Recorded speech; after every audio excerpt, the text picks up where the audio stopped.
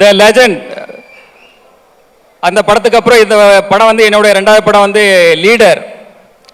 Leader வந்து coming 3rd April good Friday அன்னைக்கு coming 3rd Friday release ஆகுது.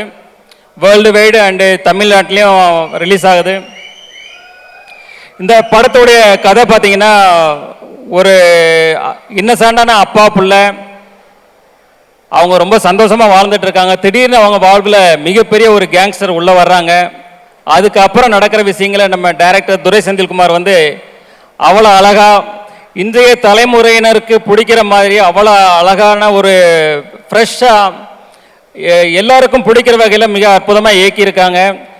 அதாவது அவர் வந்து தன்னை முழுசாக அதில் அர்ப்பணிச்சுக்கிட்டாரு. எப்போவுமே தன்னை ஒருத்தர் முழுசாக அர்ப்பணித்து ஒரு வேலை செய்யும்போது அது ரொம்ப பிரமாதமாக ஒர்க் அவுட் ஆகும். இந்த படமும் அதே போல் மிக பிரம்மாண்டமாக வந்திருக்கு.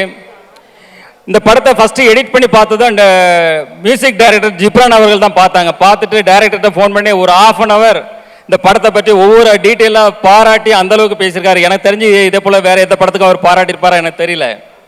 ஸோ அவருடைய இசையும் இந்த படத்தில் வந்து ஒரு குத்து சாங்கு அதே போல் எதுவும் கிடையாது. இது படத்தோட ட்ராவல், அதாவது ஸ்டோரியோட ட்ராவல் ஆகிற மாதிரியான சாங்ஸ் இதில் இருக்குது. அதுக்கான வரிகள் இருக்குது, அதுக்கான படப்பிடிப்பு எல்லாமே அதை நோக்கி பயணித்தோம். ஸோ அதுக்கான இசையை பிரமாதமாக பண்ணி கொடுத்துருக்கிறாரு.